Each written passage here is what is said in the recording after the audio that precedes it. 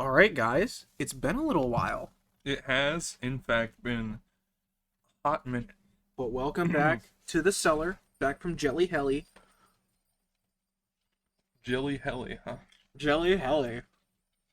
We actually had no idea what we were going to call this one, so we were throwing around ideas. I guess this is the one that Gavin picked. Yeah, Rusty said something like back in quaction, which I was like, that's kind of dumb. We don't do It's pretty stupid. we don't do duck stuff.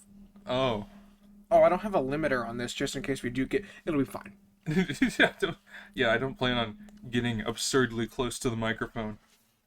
Like this. Rip. Rest in pepperonis.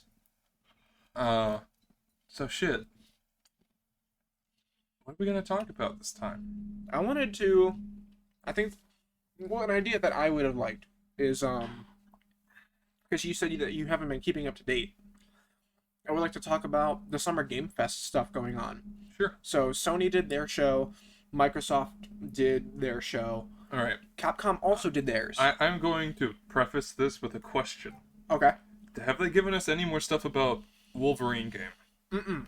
That's dumb. Yeah, so far, nothing about Wolverine. That's stinky. Also, nothing about Spider-Man or God of War, just yet. Huh. If they're gonna release God of War, I heard rumors that it's supposed to be like later this year. I don't know how much information everybody has or wants, but I work at GameStop.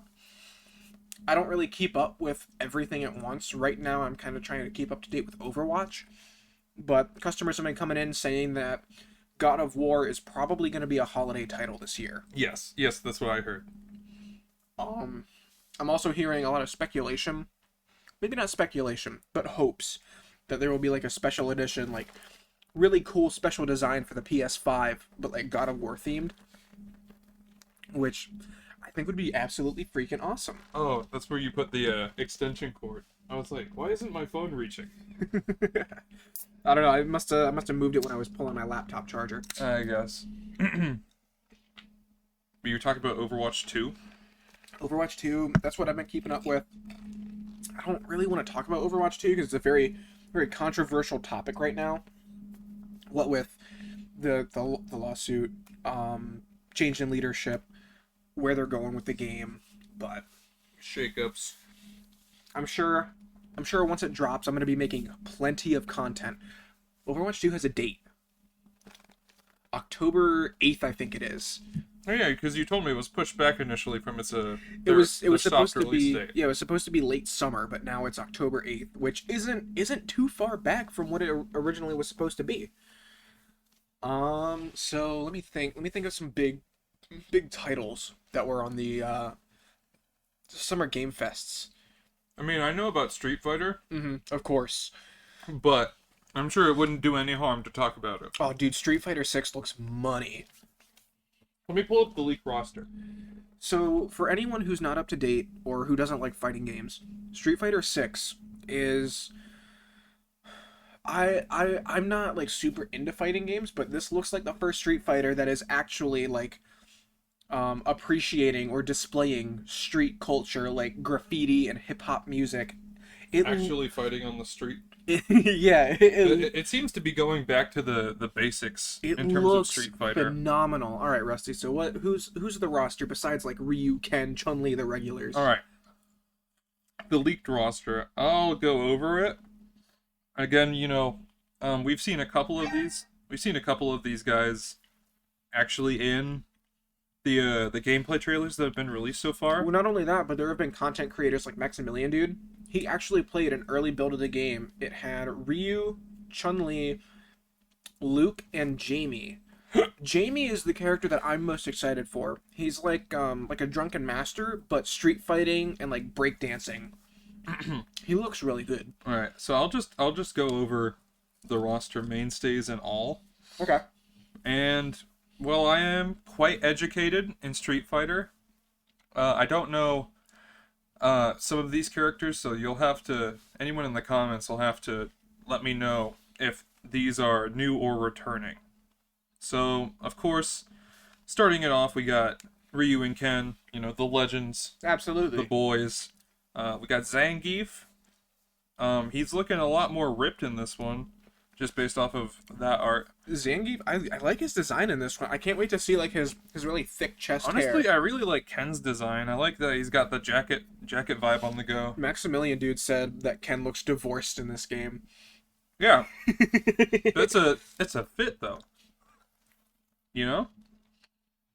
All right, so Ryu, Ken, Zangief. We got Dalsim coming back, of course.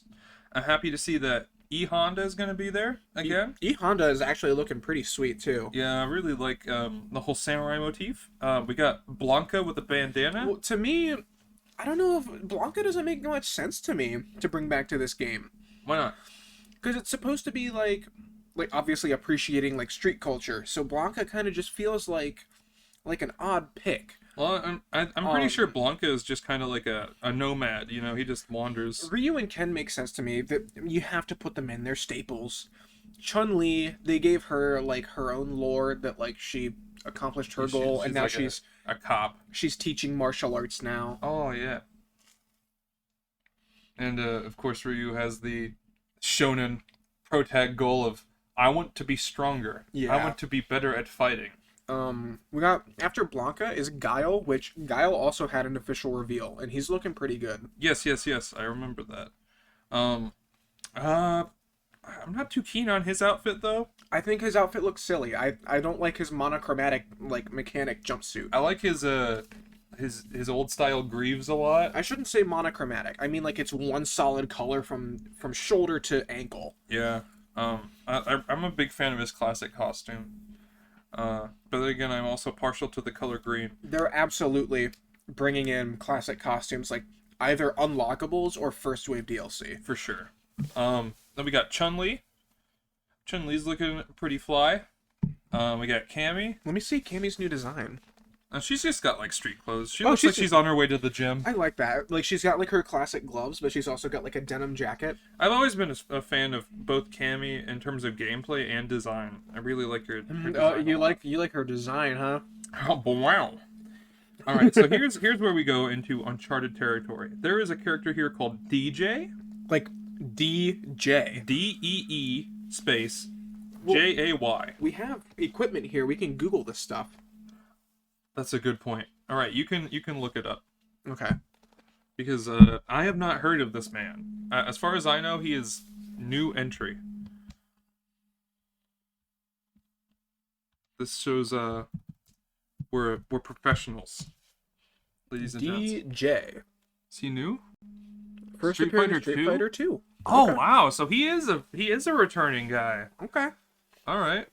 Rashid is returning from SF5. Mm-hmm. I like his dress that he's got going on. Looking pretty cool. We got Jury also from I think 4 and 5. Okay, let me just interrupt you here. Jury is super fucking cute. Yeah, Jury is she's got like dick stomping energy, dude. Oh yeah, I wouldn't let her do that to me on a regular day, but like, I don't know, she's hot. That's what I'm saying. And then we got Ed. I'm pretty sure he's also a returning character.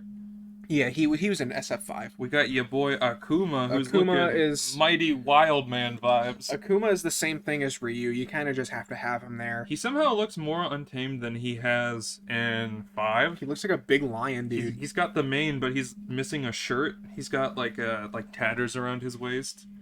I really love that design scheme.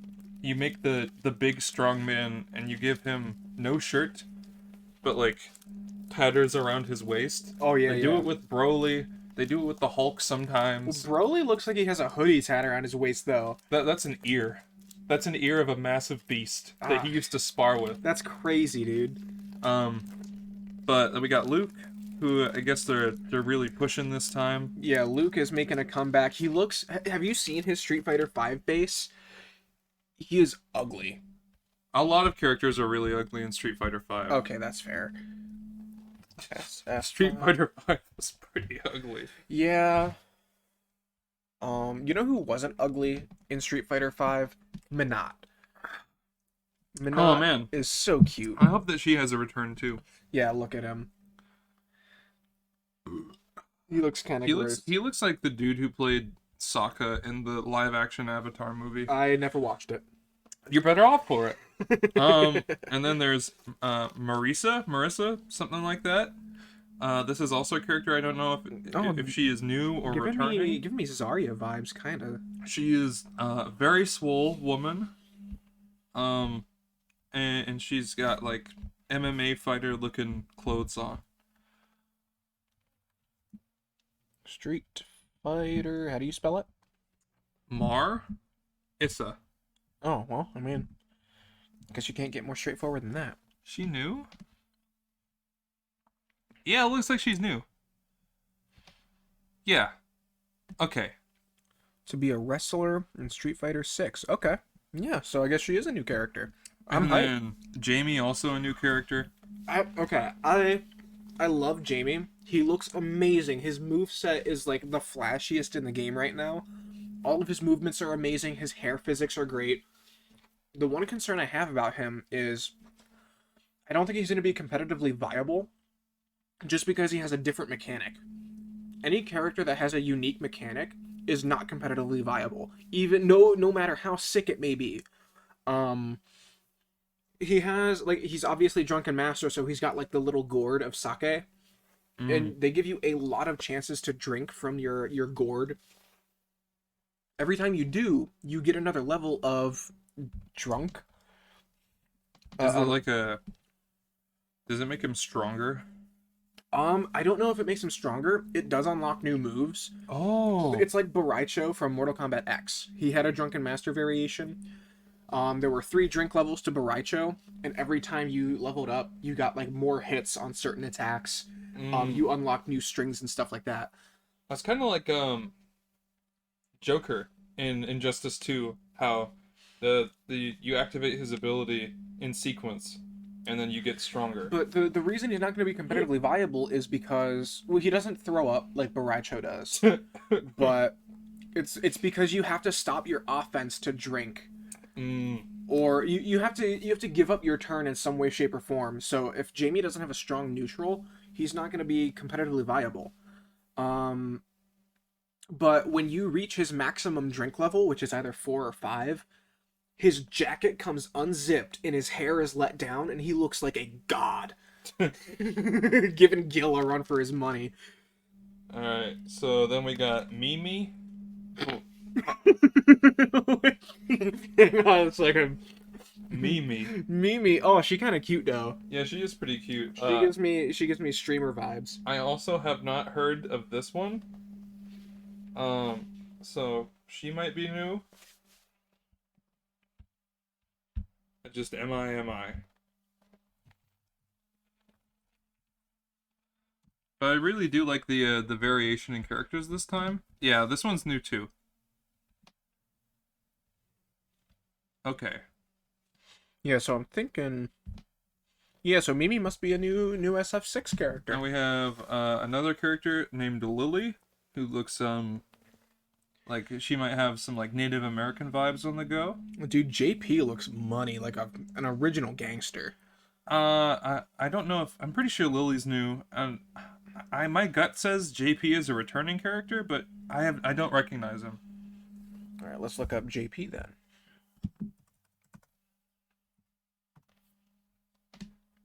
Street Fighter JP. Was he in 5? He's been an attorney before. Or wait, no, it's JP the fucking... the name of him. JP is his name. I want to know the name of the player playing as JP. Oh.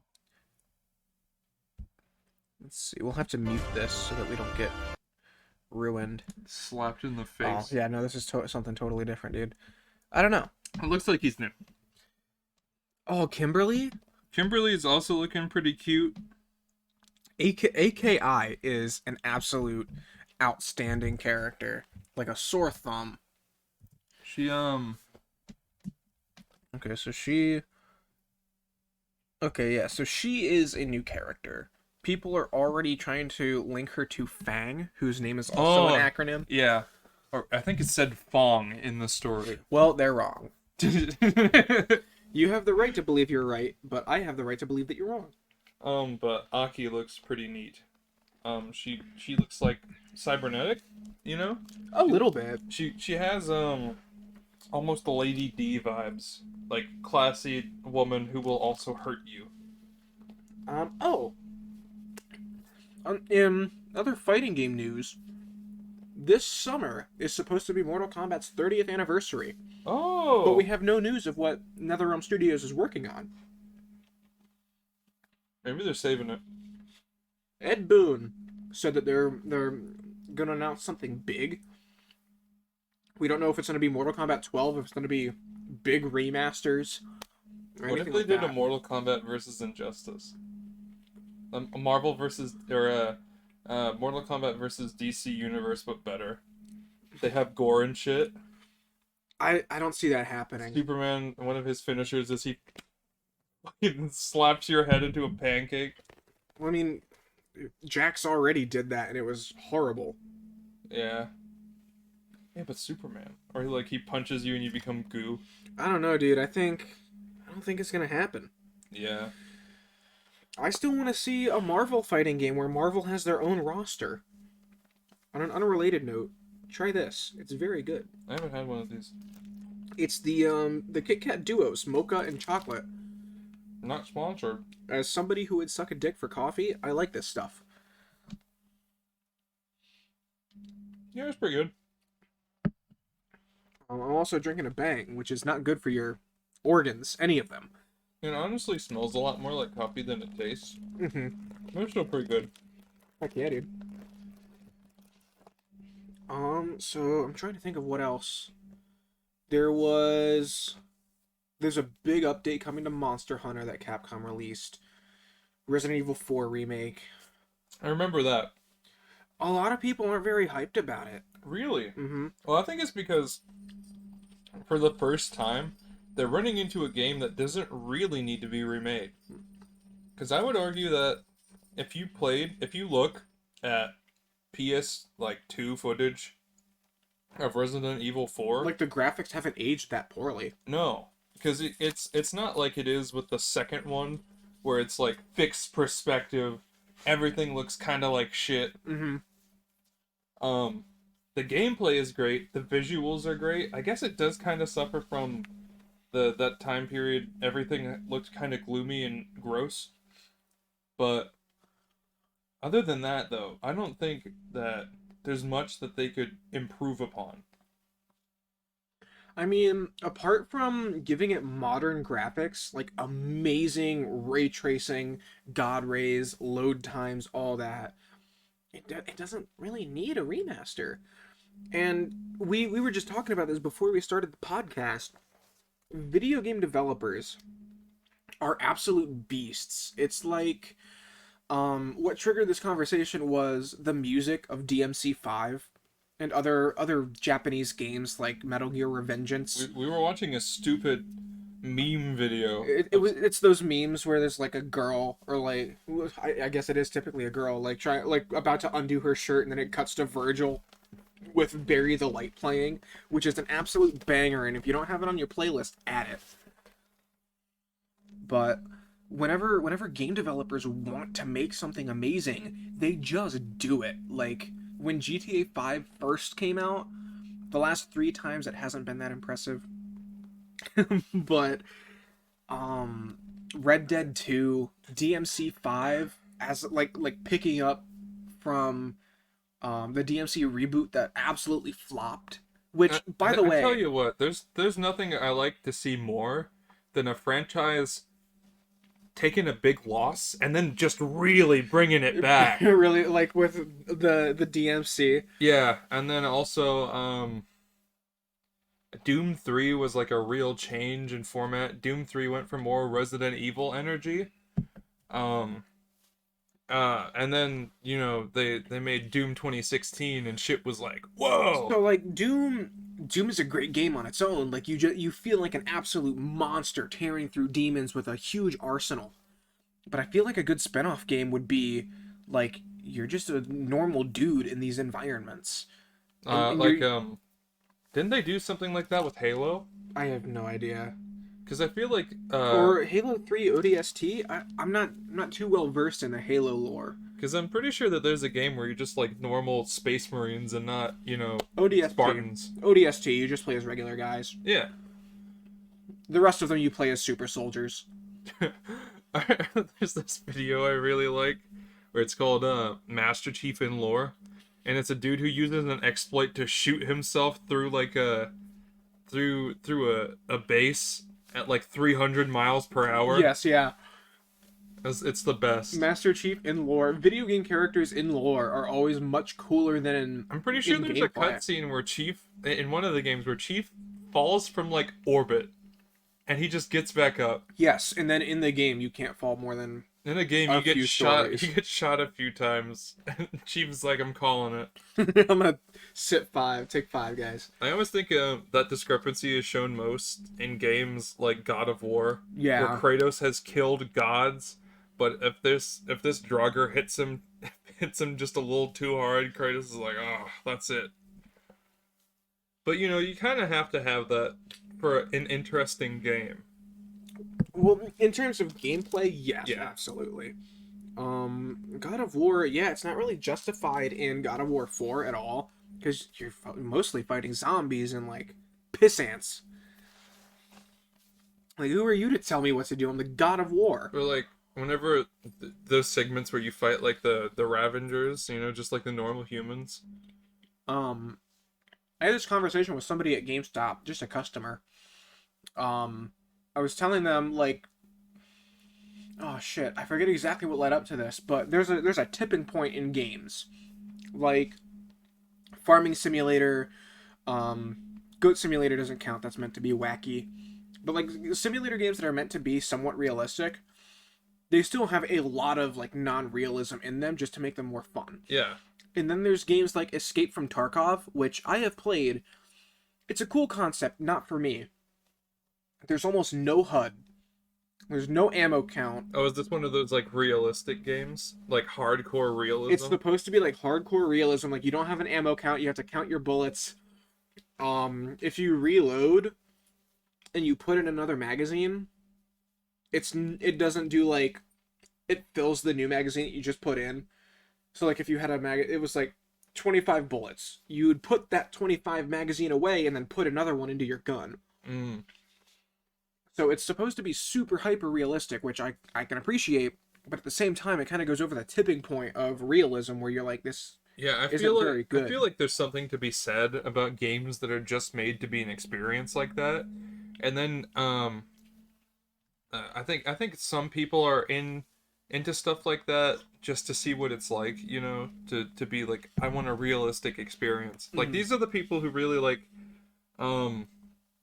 movies that are like, all right, James Bond and stuff is cool, but like what if like a person was in the situation for real? They're like more grounded things. Yeah, for sure. But personally I'm more in for the escapism. I like the over the top wacky crazy shit. Like Just Cause. Yeah, like Just Cause or like Doom. Anything that one doesn't take itself seriously and two has a lot of fun doing what it does.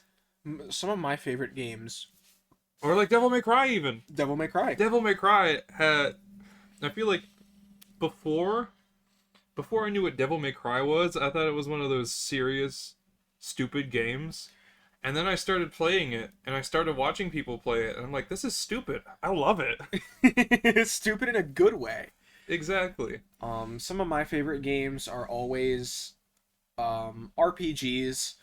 Like I guess Borderlands fits the bill, or especially like Fallout and the Elder Scrolls games where you start as basically a nobody. And then you make a name for yourself. And then by the end of the game, everybody knows you. You can one-shot anything that's a single level lower than you. I like to work for my godliness. Yeah, that's cool. That's fun. Starfield, which is another game that Microsoft announced, is looking like it's going to be absolutely amazing. There's only a couple of things that I have an issue with. Well, let's go over some good parts first. Silent protagonist. just like in Fallout 3 and New Vegas. So there's going to be a bunch of different dialogue options, and they don't have to worry about Can I make bloating him the look side. stupid? Yes, All right, good. it's a Bethesda game, dude. I think it would be really fun if they started if this was an override sliders feature became like a mainstay across character creation. So then you could be like, you can choose whether or not you want your character to look good or hilarious. There's definitely going to be people who take this seriously. Me, when I create a Starfield character, I'm just going to make Handsome Jack from Borderlands. I'll make like an intelligence build my first playthrough. Um, but there's going to be silent protagonist. You can fully customize your spaceship. Like you can take your cockpit and put it anywhere on the spaceship. You can put your fuel cyclages anywhere, your boosters anywhere. Like a really stupid looking spaceship. Yes. But it will operate as it's meant to? Yeah. Huh. So the positions of the jets, there's not going to be like a physics engine to keep your ship from launching or anything. It's just going to be like make it how you want to and the game will worry about the rest. I want to get back into No Man's Sky at some point just to fly around and explore shit. The thing that worries me about Starfield is that they're bringing back the base building like they had in Fallout 4. Mm. It looks like it's much more modular, like it would be a No Man's Sky. So there'd be like one big cylinder room that you can place, and you can make like that different walls and shit. yeah, instead of it's like a Satisfactory type thing. yeah, instead of like, oh, here's a floor. Which wall do I want? This wall looks good. The only reason I'm worried about that is because Fallout 4's, as cool as it is, and as much as I love it, it's not a mechanic that really complements the game very well. Yeah, it's the building really comes out of nowhere. I mean, if you want the to, the rest of the game really has nothing to do with making a settlement. so if you really invest your resources, which when I say resources, I mean more so caps than anything, because I have a mod that it's like a shipment. You place it down, it costs like one bottle cap to build it in the workshop. You store it in the workshop and you get like 10,000 of every material.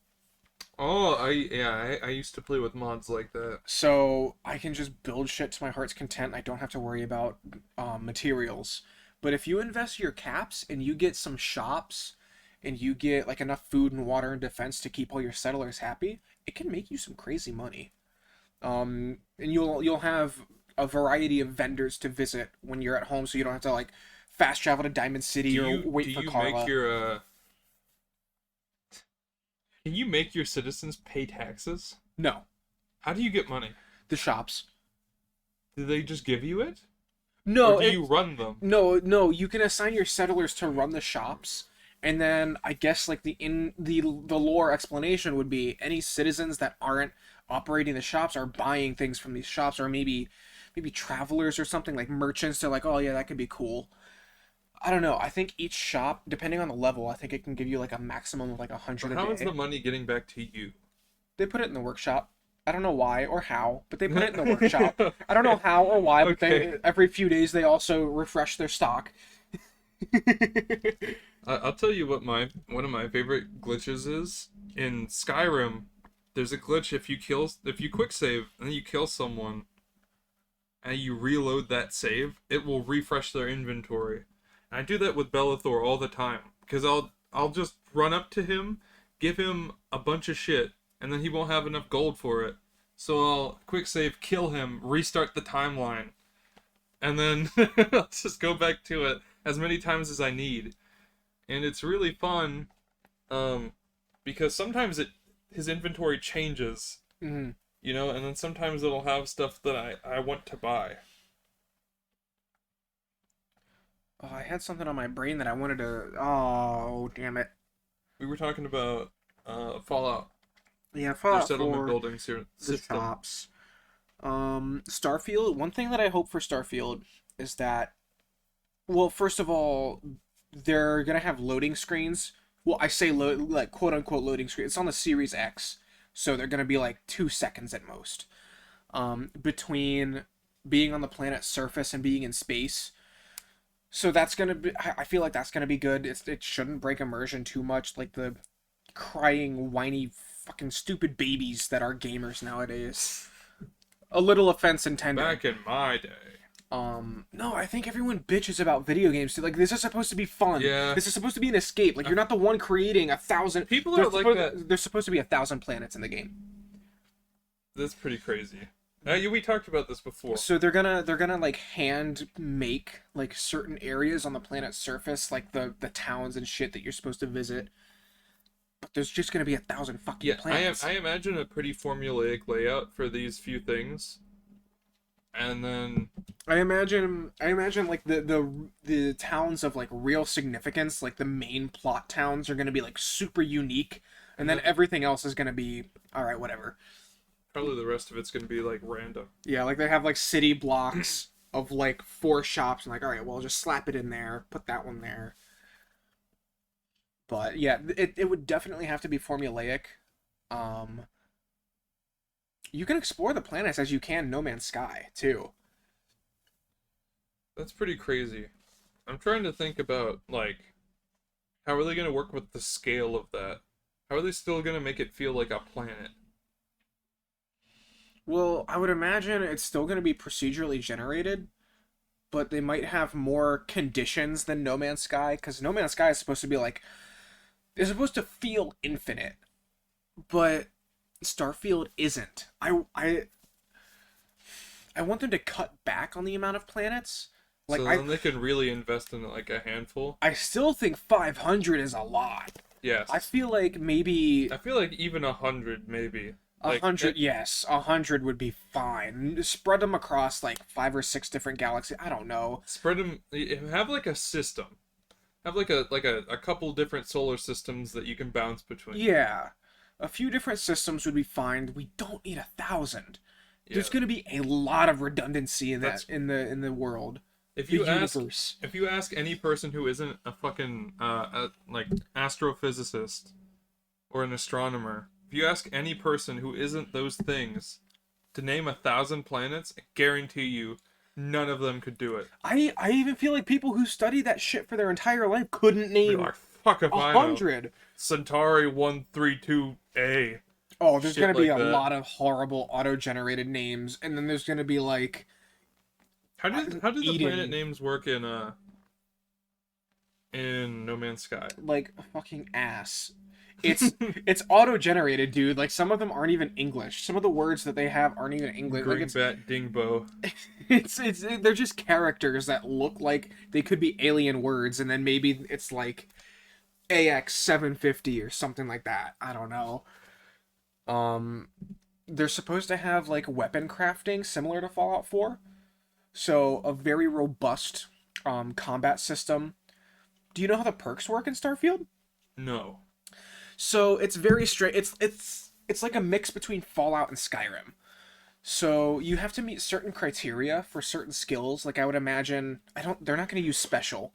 They would have to use like another similar system. Yeah. But I would imagine you have to have like a certain intelligence or something like that to use like Certain things. to build certain mods for your weapons. Yeah.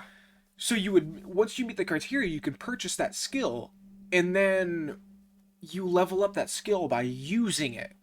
You don't just invest points into it. So like, if you got a point So to, it's kind of like Skyrim a little bit. if you put a point into doing like melee damage to level up that perk, you would have to deal melee damage, which sounds like it could be a good way to do progression so that people aren't just like, I always really like that in games where it's because like if I don't really know what I want to level up, I can just go by what I use most. yeah.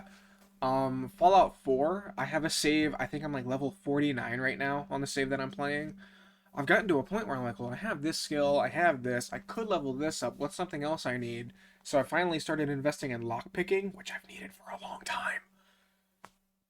And then once I do that, I think I just level up some of my other perks. But no, I'm very excited for Starfield. It looks great. Stray is something I'm excited for, which came out on the day of recording this. You play as a cat in a robot cyber society. It's fucking awesome. Cyberpunk 2077. I'm trying to think of what else really big was in. I think Dragon's Dogma 2. I don't understand the hype behind it. I've never played I Dragon's uh Dogma. I recognize the name. I do not know what Dragon's Dogma is about. Isn't it? It Dragon's sounds like Dogma it's an nuts. RPG. Rusty kind of just shut down here. Oh yeah. Very disappointed in you, Yeah, they announced Dragon's Dogma 2, Capcom. officially making a sequel, action role-playing game released in 10 years ago. So this one probably Dragon's won't be Dogma. for another couple I years. think I watched Germa play that one. Dragon's Dogma balls. You not? I might do it one more time. We'll have to see. I might do it one more time. I'll get you when you aren't expecting it. But on the subject of RPGs, I want to talk about a tabletop RPG I've been checking out recently. Skyrim's bad. Is it the Marvel one? Yeah.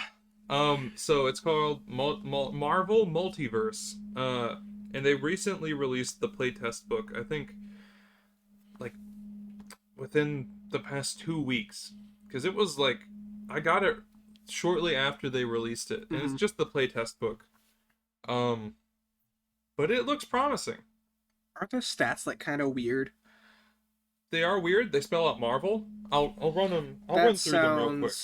For But they are more or less the exact same stats in D&D, just with different names. So I'm not gonna say the word that I'm thinking of because that's like socially unacceptable. I think that is very Dumb. stupid. Yes, Well, you know, less intelligent they than want the to average brand person. it. They also the dice system is 3d6s, and they call it the D616. I'm not going to use that in any of my campaigns. What's the 36116D? Well, 2d6s are your normal die, and then the last one is what's called a marvelous die. What? And anytime you get a 1 on that, you can count it as a 6 toward your roll. That's weird. That is weird, right? So I'm not going to use it. Yeah, just stick with a D20, right? Yeah. Let me look up the stat sheet. I was looking at it. They also have a few sample characters. And for some reason they like poured all of they made Captain Marvel the highest, like, most strong character that they give you a stat sheet for, even though Thor is one of the ones that they give you a stat sheet for too. I mean, Thor He's is like powerful. not even comparable. Oh, really? Like Captain Marvel's She like... she is objectively better than him. All right. Which I think is a little weird, It sounds like especially they're trying to push a certain character. but especially since they're using a version of Thor who is not only King of Asgard but also a Herald of Galactus. Okay. It's All pretty, right. it's pretty whack. Disney's smoking some weird shit. So I'll run by the stats. Can you give me the... Oh, no, yeah, do the stats first. The stats are might, so strength, Yep. agility, Okay. dexterity, resilience, constitution, vigilance. I guess that would be wisdom? Wisdom? I think so. Ego, in this context, is like charisma. Okay. No, I can see that. And then logic is obviously intelligence. Okay, no, I kind So- of like that though. Yeah, because it's just recontextualizing, basically. Yeah. No, I kind of like those. I like ego a lot. That's money. Ego. Yeah, basically in universe, it's like how confident your character is in their abilities. So I think that's pretty cool. There is What pre-made character sheets are there? pre-made character sheets. There are. Give me a second. I can actually pull up the book. All right, cool. One thing that I want to do. So PlayStation Plus came out with... Well, PlayStation added like 2 extra tiers to PS Plus. I'm not going to go into detail now. But I got Premium, and I've been playing Infamous 1 again. I All right. fucking love that game. We're gonna run through the character sheets that they give you. And I want to use like the karma system of Infamous in a D&D campaign, even though, I mean, well, I guess it's kind of redundant because whatever choices your player makes is going to alter the story anyway. Yeah, that's one thing I really like about tabletop RPGs in general. Is your decisions actually matter. Yeah, It's not a game telling you your decisions matter. Your decisions And really then matter. it just kind of it alters a couple lines of dialogue, and you just go on You playing get the an same extra game. line or two, yeah. It's like, why would you do that? But all right. So I'll run through the the characters and the stats. Okay. So we got Black Panther. Ooh, Is one of the ones that they give you. I like Black Rank Panther. of 15. So the rank is just the levels, but there's 25 instead of 20. Why would you start him at rank 15? Because that's like it's for like DMs. Oh, If you wanted to use Black Panther, even though it's like an NPC. Yeah. Okay. Even though you could literally just bullshit it and be like, yeah, he does this. As long as you're realistic with it. As long as you're not telling your players You're that not, you're nerfing them. oh yeah, Black Panther just like punches Galactus and kills him instantly. No, as long as you're not doing shit like that, I think you're fine. Black Panther kicks you in the balls and you lose 2 ego for the rest of the day. So, I'm pretty sure that the stat cap is also 30 instead of 20. What? Give me a plus 10 to ego, dude. That's me IRL. So For real, no cap. Shut up. So he's rank 15. Okay. His health is 135. A focus is like involves using like your powers. Okay. So he's got a might of 6, but he's got a modifier of 19. What? Plus 19. Bro, you are cracked. What is this game? Again, the cap is 30. What the fuck is wrong with this? This game doesn't make any sense. Whatever. I'm just gonna, whenever I use it, I'm just gonna use normal D&D rules. Yeah, that's probably for the best. Because these seem pretty nuts. A little bit. But, we're not gonna run through everyone's stats. I'll just give you... Yeah, just give me the I'll characters. give you the characters. Got Black Panther, rank 15. Cap, rank 15 as well. His health is higher than T'Challa's. His focus is also higher. Okay. What's up with it? His stats are a little bit lower, though. Alright. I don't get it. Whatever, it's weird. And then we have the fucking, I guess, greatest of all time, Captain Marvel, rank 25, health 250, focus 382. What? Literally, like, more than double T'Challa's stats. Absolutely insane. We got Groot, second highest health, I'm pretty sure, I like 240. Groot. He's rank 15. Okay. Iron Man, rank 15, health 120, focus 120. Rocket, Whoa, Rocket. rank 10, health 60. Is Star-Lord in here? No. Oh, what? And they give you Spider-Man, but they give you Miles? I mean, okay. I feel like Peter Parker's the go-to, but I mean, I'm not gonna turn down Miles. Rank 10, health 90, focus 90. Storm, rank 15, health 135. Storm the Albatross. Alright. But here it is. Here's Thor. Okay. He's rank 20. He only has a health of 200. What? What? It's really weird. This game Wolverine is also, he's rank 10. He has a health of 130. That's Alright. great. And then this is, like, for people who don't know how to DM, I guess. How do you not know how to DM? You roll the numbers and bullshit. You make a story, and you make it good. But yeah. I'm very excited for this. There's something about video games. It originated, I think, with Call of Duty. Call of Duty Zombies specifically, because they'll always put you in like an outrageous situation, like put you in Shangri-La, or they'll put you at like a nuclear. It's just a launch storm, site. Dick. Yeah, they'll put you in the Pentagon. Put you in the presidential conference room. But there's something interesting to me, especially in RPGs, where they just put you like on the streets of a city, and you're just Go nuts. Yeah, you can just go nuts. Like Saints Row and GTA never really had that appeal to me because they were always set in a city. That's where I want to start. Well, first off, I just want to do like a test run of the Marvel RPG with you and a couple of our other friends. Yeah. Just to see how I'm feeling with the play style and everything. Do you think this I'm would also be going to just go ahead and lump in just like warlock and shit, just Oh, the really? magic classes, because there's Okay. no magic in the base game. That's kind of lame. That there's no magic. Yeah. Yeah, it is pretty lame, It's especially since magic does exist, Thor. right? Magic does exist in the Marvel universe, but they don't have anything for it in the game. I figure that they might have the same mentality where it's just like, "Oh, fuck it, just use D&D." What were you saying? Shit. were you just gonna use your were you gonna lump in like the homebrew superhero content that you've been making? I'm thinking I'm gonna use that more as a base for I'm gonna use the multiverse stuff more as a base. Because the Okay. way that um they have things set up is a lot easier. Because the way that they do it is that you have like you pick an archetype, which is somewhat like your race, in that it gives you certain bonuses to certain things, Mm-hmm. and then you pick what powers you want, and it's like your class. Oh, it's kind of crazy.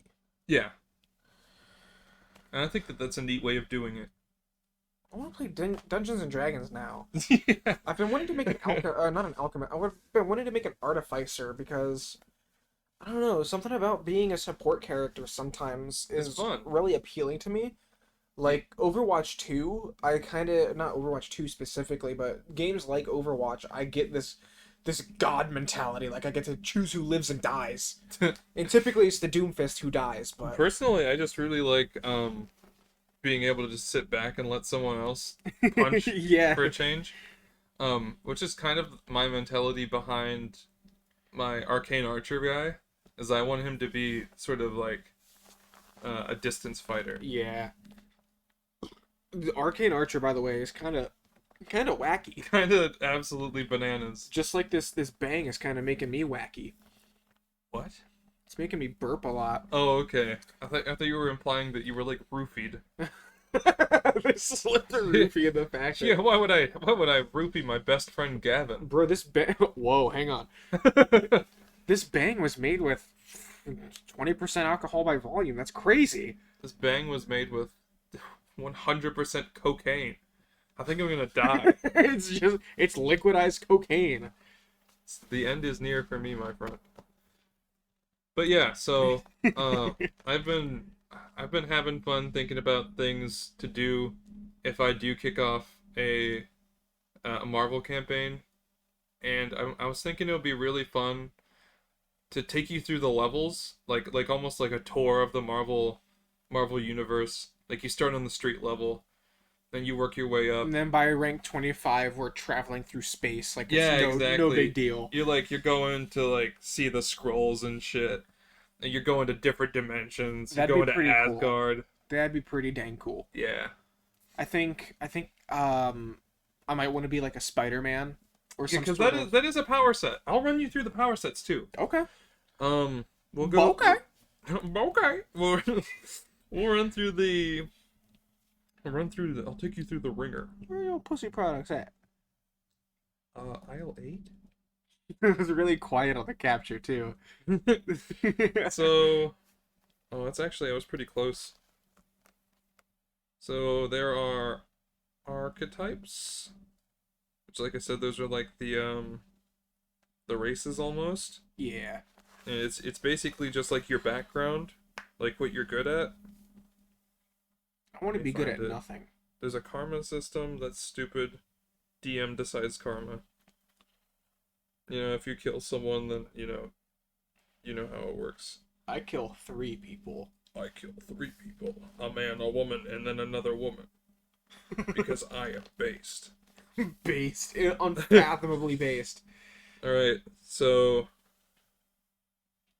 these are the archetypes. The first one that they give you, I think these are in alphabetical order. First one's Blaster. Blaster. Yeah, and the character that they have here is Cyclops. Oh, fuck Cyclops. The Blaster is uncanny at attacking people from afar. It doesn't matter whether they're using arrows, bullets, or optic blasts. They can hit their target fast, and and from a, in parentheses, hopefully safe distance. Ideally, they bring down their foes before they can get close enough to hurt them back. Many kinds of characters fit this mold, including mercenaries and members of organizations like SHIELD or Hydra who rely on guns and other modern weapons. Bro, can I just be like? You can be a gunman. I want to be a Deathstroke kind of guy. Yeah, you can do that. Yo.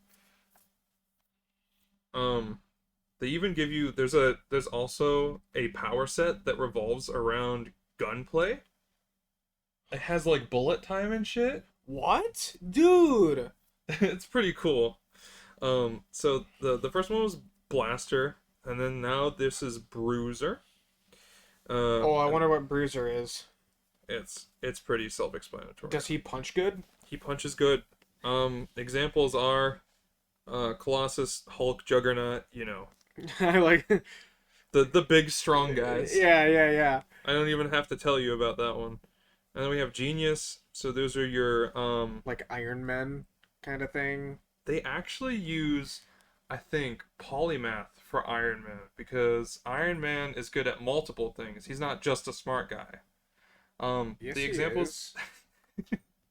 well, in his suit. Okay, all right. So Lucy, shut up. Genius is one of the smartest people in the world, capable able to invent solutions for the thorniest problems on the fly.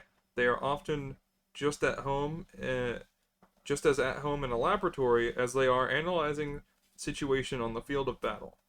To them, anything they can observe, they can learn from, and a conflict with a group of foes is just another problem for them to solve, with the right amount of mental sweat. And then the example characters are Doctor Doom, Mr. Fantastic, and Shuri. So I guess that's kind of like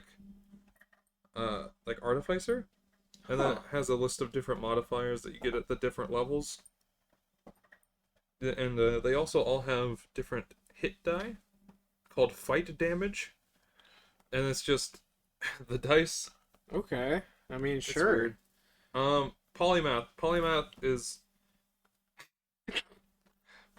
like the I think we have to explain this now. So I thought it would be a good idea to put on how it's actually made in the background and have it muted so we wouldn't be able to laugh.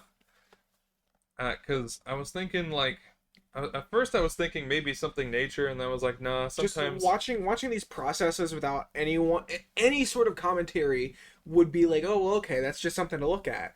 but then there was the condom one. Yeah, we just saw our some little baby condoms. brains had to laugh. It was really funny. But the polymath is like the well-rounded one. You know, Okay. like the examples: Cap, Iron Man, Spider-Man, and Thor. That's strange. I think Thor would be like a bruiser, Thor sounds like he would be, yeah. and then Protector. This is your defense-focused character. They use Doctor Strange as an example for this. Yo, Doctor Strange would be kind of hype though. A Protector is excellent at coordinating teams and getting people to work together to be their best. They can shine on their own, but when working with a tight team, they can be dazzling. Again, this sounds more like a Captain America thing. That sounds like a Cap thing. But they do not, Cap was obviously also a polymath, so Doctor Strange whatever. sounds like he would be more of like he would obviously be sort of a magic class. And we have a Striker, which is like your vigilante types. Like Mario. A Striker hits hard and fast. It's a monk, basically. But Okay. yeah, Mario is also a Striker, as Mario as said Striker's by his Battle League. game. Yes. They make good loners if they can avoid getting hurt too badly. But they can be even better on a team. So yeah, they're monks. Yeah, it sounds like a monk. What examples do they give for that? Blade, for some reason, is the first example. And then Daredevil, who I would think would be the prime example. Yeah. They don't have Moon Knight here, which is stupid. But they do have Iron Fist, Wolverine. You know. Bro, look at the nut sacks. Thanks. Yeah, it's like a balloon. Well, Do they fill them with water? Yeah. To test for leaks. yeah, they that fill the makes condoms sense. with water to test for leaks. which is is a good thing. I'm glad that they do. Um, so there's backstories and traits. And then these are kind of like your feats. Well, I already got two. I don't need any more. I bet you're real proud about that one, aren't you? A little bit. A little bit. So, alright, this is where things get interesting. Here are the powers. So the way that the powers work is you get a power set to start out with, and then there are also a handful of powers that you can just have for free. Yo, But you can only get certain amounts of them. I want So I'll run you through the table. bioluminescence. Rank 1, for instance, you have one power set, and you can have one power of that Okay. power set. Or the public domain powers.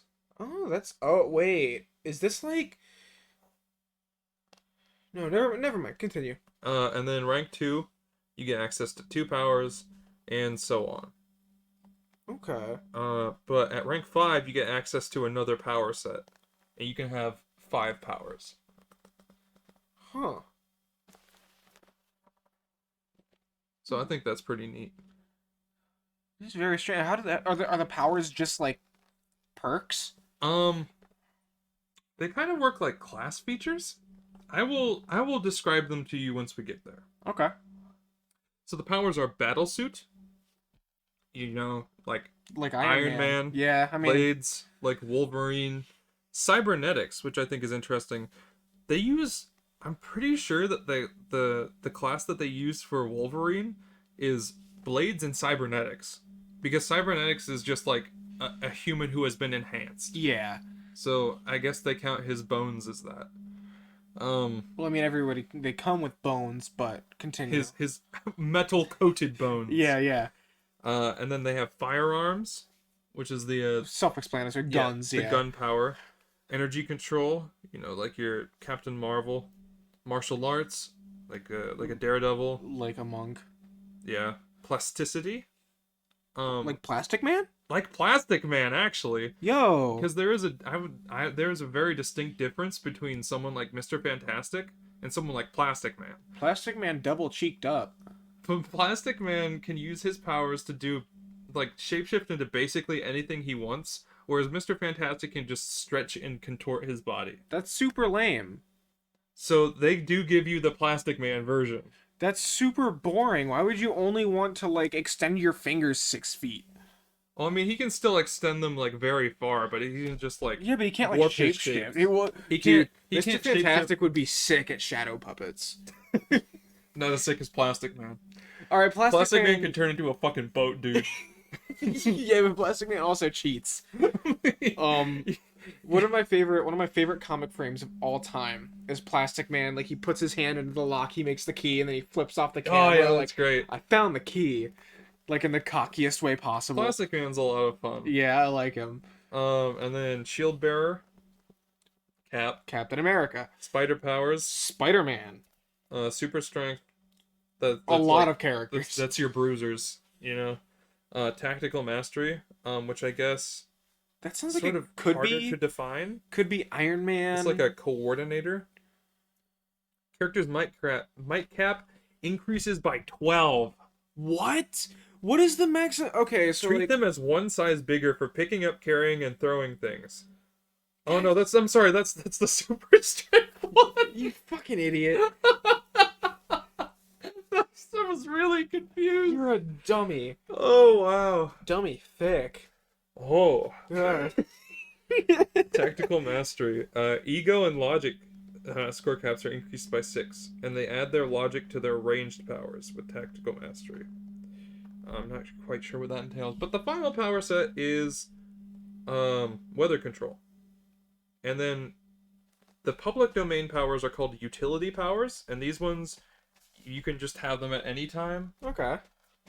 They are an additional limb, camouflage. I already have an additional limb. Shut up. Camouflage sounds cool. Environmental protection, fastball special. What? Yeah. Do you just throw somebody? Yes. Dude. It's pretty crazy. Like, I'll get to it. I'll read you what the powers do. Okay.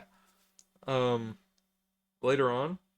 But they have Flight 1, which is, I was reading about how flight works, and it's your rank times your running speed.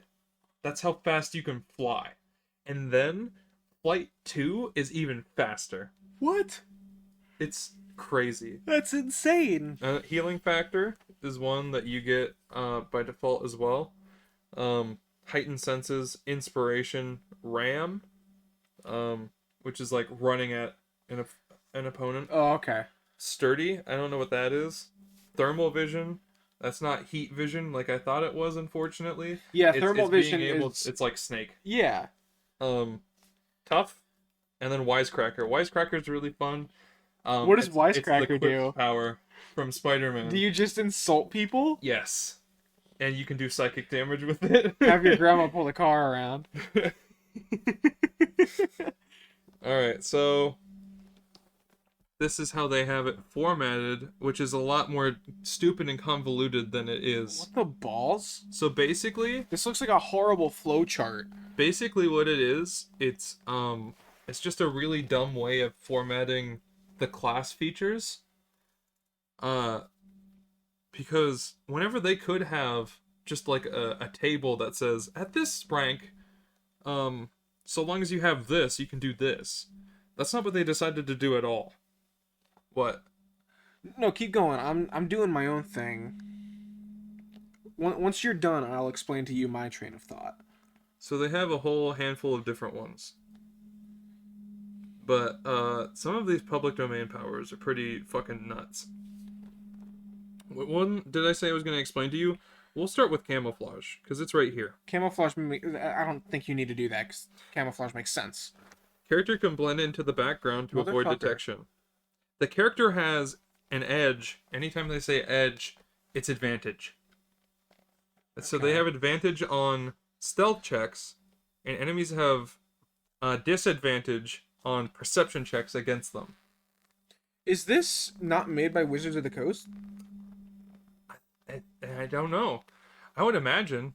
I think this might have been formatted before Hasbro bought them. I know Bunkers and Badasses isn't. That's made by Nerdvana.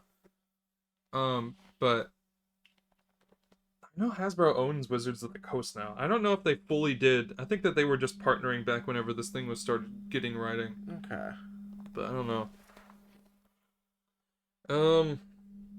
Healing factor is also pretty crazy, which it sounds self-explanatory, but it's pretty good. At the end of a character's turn, they regain health equal to their rank. So if you don't get hit, then you just So wait, better. equal to their rank, what? So like that, I don't think that'd be very effective. Because, what was it later? Like, Captain Marvel had like 200 HP or something. Yeah. And she would regain 25 each turn. What? Like, whatever. Like, I I feel guess like... it depends on your build. I guess so, but, like, if you're playing a bruiser, like, if you're trying to play a Hulk kind of character and you have, like, super healing, you're gonna be close enough to your enemies that they're gonna be like, oh, well, this guy's the biggest threat, let's hit him, and you're never gonna have a chance to heal. They also have different stats. The bruiser ones, super strength. They have mighty, which is like increasing their armor class basically. And they have a whole chain of them. There's mighty 1 through 4. Which they also don't have them formatted by what classes have them. They have it in alphabetical order. That's kind of It is stupid. a pain in the ass to walk through. Yeah. But one thing I distinctly noticed is that they had a lack of super speed. So Ethan and I were working on one, Mm-hmm. and I've been working on and off on that for a little bit, and I think it's gonna be fun. But yeah, so that's how the powers work. They're essentially classes. Huh. Very strange. But you understand it, right? Yeah. I feel like I have a base knowledge of it. I would definitely need to read it for myself if I were to create a character in this engine, but Maybe we could do that later. we'll see. But you showed me that flow chart of the class. I'm like, wow, this looks really stupid. And I don't know how I got to it, but I've been wanting to purchase a little like infinite waterfall. Oh, So I looked that up and I found one that looks adorable. Like it's got a bonsai tree and everything and like mossy oh, that's pretty stones cool. and like a pond under it. But yeah, they Um they formatted it to make it look like it's a skill tree, but it's really kind of not. Like it's it looks like a flowchart, but if it had a stroke and fell apart. Is that offensive? I don't think Is so. having a stroke offensive? But yeah, it's pretty stupid. Yeah. Because they could have just been like, at rank 1, you have access to this handful of powers. You know, and you can choose, obviously, one of them, or one of the free powers, one of the utility powers. I don't know. I feel like this is one of those situations where somebody tries to make their own system. They're like, oh, I can make this more streamlined. But in the process of trying to do that, they just make it more cumbersome. Yes, that's exactly how it is with rolling. That's why I said I don't even want to talk about the D616 system, Yeah. because they have, so uh whenever you roll a 1 on the marvelous D6, it's called a fantastic roll. And it's like a light crit. It's like a light 20. Why don't you just And fucking... then there's the ultimate fantastic roll, which is you get 2 6s and then you also get the 1 on the marvelous die. What if you So get it three goes sixes, though? 616. It's the same thing. That's stupid. It's stupid. Why don't you just roll a d20? Because branding. Anyways, what was I even? It's stupid. Yeah, Whatever. I It's don't frustrating me know. because I feel like there's the bones of something really cool here, Bones. but they have too much clutter. But this is a playtest book. And dogma balls. But I also think that I think that there's a lot of potential in this. For sure, absolutely. I think it has the potential to be very fun. Of course, we give it our own tweaks. Yes, exactly. We can use the character creation to an extent. No, but there's a lot of stuff like this, like especially Dungeons and Dragons. Um, we have a lot of people that come into GameStop and ask me and Ben, like, hey, I want to get into D&D. What's the best way to do it? We'll tell them we don't have much here. We have like dice if you want to pick up a set of dice. But the advice that I give to people is purchase the Dungeon Master Handbook and the Player Source Book. Yeah. And then everything else you can find online. It's just more convenient to have your main class details in a book. Maybe get Tasha's Yeah, Cauldron if you want to play Artificer. If you're just getting started, definitely just use the base, like, sort of normal materials that you could find at like anywhere. Yeah, depending on if you're going to be a player or a DM, get one of those two books. But you really don't need anything else because most of Dungeons and Dragons is homebrewed. Yeah, a lot of it is just talking with your dungeon master and trying to figure out what things you would like to do and what things they are willing to allow you to do. For instance, for one of the campaigns that Gavin and I were in not too long ago, I was allowed to start with a like a legendary weapon because of my character's background. We didn't make But it. I wouldn't say legendary. I would say bolstered. yeah, but it was I had to work to make it as good as I wanted it to be, Yeah, which is like I would he say had it's a to very good compromise. he had to invest a lot of resources because he was playing like you were playing like Thor's son. Yes. Yeah, so he had to invest a lot of gold and time to get like the recall that Thor has on Mjolnir. Yeah. We had to one of our characters, one of the other characters in our party was an artificer. But it was only after a little bit. And so she was like, "Well, I can make it so you can recall your hammer if you want." And I was like, "Oh, that sounds really cool. Thanks." and that was a few sessions in, and then eventually I also gained the ability to fly, um, which was also very useful. But I had to work for it. Yeah. One thing that I need to start doing whenever I DM is actually use my players' characters' backgrounds. Yes, that's what I was thinking about doing. I wanted to have um for the Marvel campaign, I was thinking of just being like you all wake up in like an aim base and suddenly you have powers. But I was like, that's discounting like being a mutant or something like that. Yeah, it's And just like, well, all of you were experiments. I yeah, don't deal with it. exactly. So, um, in the game, well, first off, I asked Ethan what his opinion was, and he said just like have an inciting incident that brings you all together. And I was like, yeah, that makes sense. And then I looked in the book, and they have the exact same thing. I think it's like a Hydra attack, Oh, okay. these characters just happen to be on the scene. But Um, I think that that would be really fun. well, also people who want to get into D&D, they'll always ask me. They asked Ben what the recommended number of players is, and he turned to me. He's like, I don't know, Gavin, what do you think? I told him that the sweet spot for our friend group seems to be one dungeon master, which is required anyway, and 3 or 4 players. Yeah. So a total group of 4 or 5 typically seems to be a sweet spot. Mm-hmm. Because then you don't have to manage too many schedules, and you know, you don't have to worry about people not showing up. Yeah, like Nicole's group was like what, 8 people? Yeah. That was ridiculous. The first campaign I ran with her was through D&D club at school, and we had everyone but one person, like the whole time. It was really cool. That's good.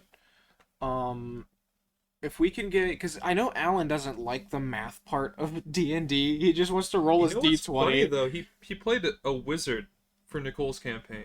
That is weird, because Wizard is one of the most math intensive characters. Yes. Well, I mean, they're all really math intensive, but the Wizard you have to do a They're lot. not. I don't know. I feel like math intensive is an overstatement because if I'm playing a fighter and I just swing my hammer, Well, there's a lot of addition and for every I character. have to be like, all right, so this is my strength mod. This is my proficiency mod. This is how much weapon. This is how much damage the weapon does. That's all I need to keep track of. Yeah. It's a little bit more for monk. You know, whenever you get into key points in your fucking martial arts Key die and points shit. isn't that bad. It's more so like the saving throws from Way of the Open Hand. Like you can have the opponent do like a strength or constitution saving throw or be knocked prone. Because I feel like, you know what, it might be fun to just pull up the classes and rank them in terms of difficulty to play. I would say any magic class. If you're trying to start D&D, do not play a magic class. If it's your first time, definitely just go with, Go with monk or fighter. yes. Monk, fighter, those are all very simple. Alright, so we'll run through this. This is in alphabetical order. Okay. Artificer. Artificer. I would say that's definitely do not play this. So on a unless scale you have of- a good. Let's do scale of 1 to 10. 1 being easy, 10 being difficult. I would say that this is probably like 7. 6 Seven or or an eight. 7 and a half, I would say, because there's a lot of You have to there's be a lot of able- different stuff. Yes, a lot of mechanics, a lot of having to know already beforehand and being familiar with like magic and shit, Yeah, you have to different skills. The artificer class I want to play is alchemist, and they have a potion. They can brew a potion that their teammates can drink, and it has like 6 different effects, and they're all crazy good. Like there's not a single one that you're like, oh well, I don't want to get that. It's like you can fly, or like advantage on your next roll, or something ridiculous. And then of course there's barbarian. Barbarian, I would say is like a 3. Yeah, probably a 2 or 3. Very very only, easy. The only thing that you would really have to manage with a barbarian is barbarian rage and exhaustion levels. If Yeah, you're the- using the basic rules, exhaustion doesn't make sense. Because the rule is Exhaustion supposed to be isn't the final level of exhaustion death. yeah, you fucking die. If you reach exhaustion level 4, you just fucking die. That's so crazy to me. That's so weird. I forget the exact conditions of exhaustion, but the base rules are I like think it's 5 levels, right? it's 4 or 5. The base rules are like after a rest you lose 1 level, which after a short rest, I just wouldn't bother with exhaustion, short honestly. rests are like an hour, which makes sense to me. But if you get like a full night's sleep, you should lose all levels of exhaustion. So before we go on, I think it's important to say that there's two like main ways of playing D&D. There is the make your own way, which is, you choose to use whatever mechanics you want, and then there's like the stickler way, which is you go by the books all the time. Typically everybody is like somewhere between those two. Like all of the D&D's sessions that I've played, the dungeon master's pretty lenient about things. Of course, they're not going to be like, you're going to be like, oh, I use my sword to chop off my enemy's heads. Like they're at full health. I'm not going to let you do that. It's like, oh, okay, I understand that. But yes, if you play with somebody who 100% goes by the books, leave that campaign because that's not going to be fun. Yeah, exactly. There's gonna be like there's so many deep in-depth mechanics like exhaustion, Travel time. travel time, like making sure that you have to eat and stuff. It's There, pretty as pretty people, stupid. some people like the slice of life parts of the game, but I really, just want to sever heads and like it save the can realm. it can really bog down the pace. So of course everybody has like their own what they want. Fast and loose is good for one-offs, but if I do recommend following at least some of the rules If you're gonna if do you're gonna longer do a longer if you're gonna campaign. do longer campaigns, definitely follow like maybe eat once a day, something like that. But Make sure you sleep. what do we Sleep is got a next? necessity for some classes, though. So next we have the Bard. Bard, I would say, is pretty tough. I would say any support class, yeah, you have to be Es- well versed. Especially Dungeons and Dragons. Yeah, I would say maybe like an 8, 7 or 8, because Because there's a lot of colleges. There's a lot of spells you got to learn. bards are really cool though. Bards can be cool. Bard, I've always I wanted to play a bard Me too. because they have some neat stuff to them. We're gonna skip that one because that's homebrew. Cleric, I would say cleric is like a 6 because it's essentially another paladin class with different abilities. yeah. Like you're kind of a fighter, but kind of you have some magic to you. Paladin is like a heavy fighter. Cleric is more like a, or like a, paladin is like, uh, heavy magic.